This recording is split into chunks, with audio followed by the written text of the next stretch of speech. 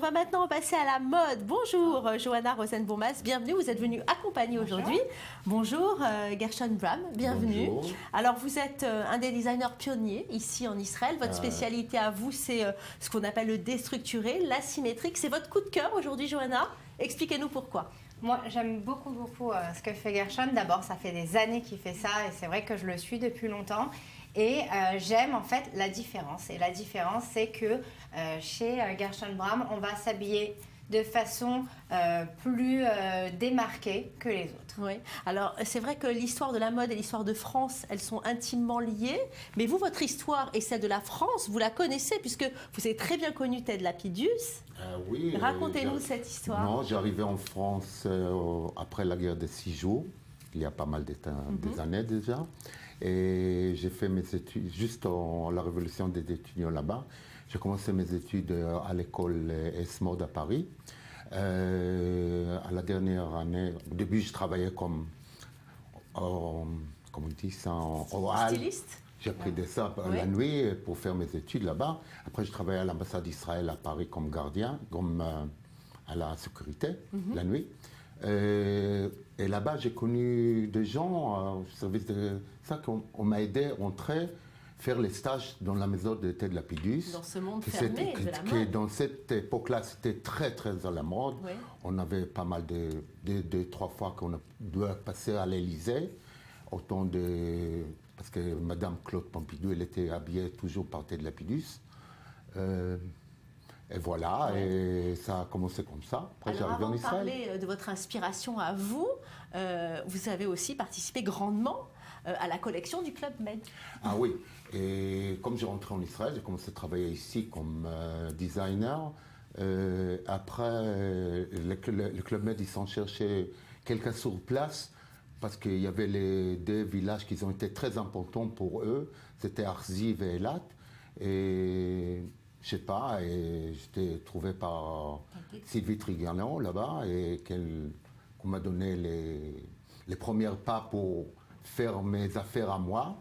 Et après quelques années, j'ai ouvert mon affaire en Israël et depuis, j'existe encore. Les maisons existent encore. Et avec beaucoup de talent. D'ailleurs, on va en parler maintenant de votre style particulier, des formes, j'ai trouvé très japonisantes, asymétriques.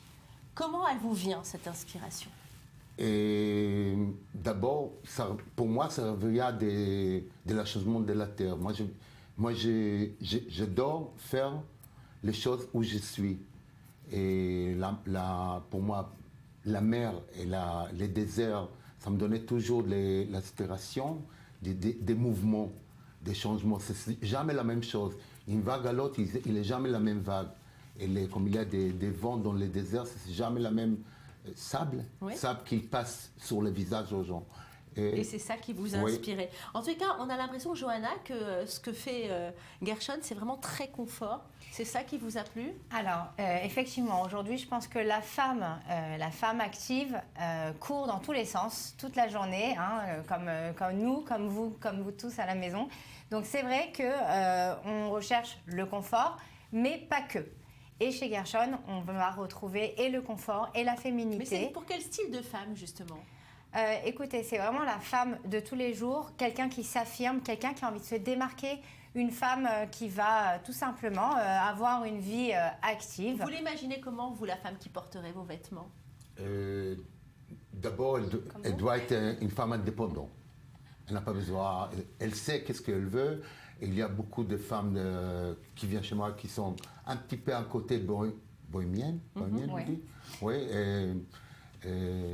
et ça, c'est la plupart des gens. Oui, ça aussi, individuel. Elle est vraiment assez fort, mais quand même, elle a un peu de douce. Un petit peu de douceur. Parce qu'on a l'impression, Johanna, dites-moi si je me trompe, que la féminité, c'est justement épouser les formes du corps de la femme. Là, on n'y est pas du tout. C'est le contraire. Et malgré tout, on a des silhouettes qui sont très féminines, très sensuelles, j'ai envie de dire. Exactement. En fait, moi, depuis que j'ai fait vraiment le tournage avec Gershon, j'ai vu chaque silhouette comme un tableau. Et vous allez voir qu'on a des couleurs, on a des asymétries. Alors comment s'y retrouver dans tout ça ? Est-ce qu'on peut tout mélanger ? Finalement, pourquoi pas ? Après, ça dépend vraiment des caractères. Et on peut faire un look classique, hein. On n'est pas obligé Gershon, d'avoir... vous êtes d'accord, on peut tout mélanger? Des asymétriques, des jacquards, tout? Ah oui, ça dépend. D'abord, à mon avis, les vêtements, ce n'est pas eux qui font la femme, c'est la femme qui fait les vêtements.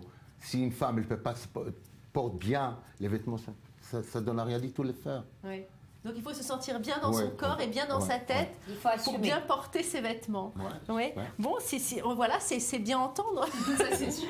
Marianne, donc les femmes plus classiques, vous le dites, elles peuvent trouver leur style. Il n'y a aucun souci. On peut trouver chez Gershon, c'est-à-dire qu'on peut faire vraiment toutes sortes de silhouettes. Classiques, et ben vous prendrez quelque chose de plus linéaire, plus longiligne. Vous n'êtes pas obligé de faire vraiment tout dans le déstructuré.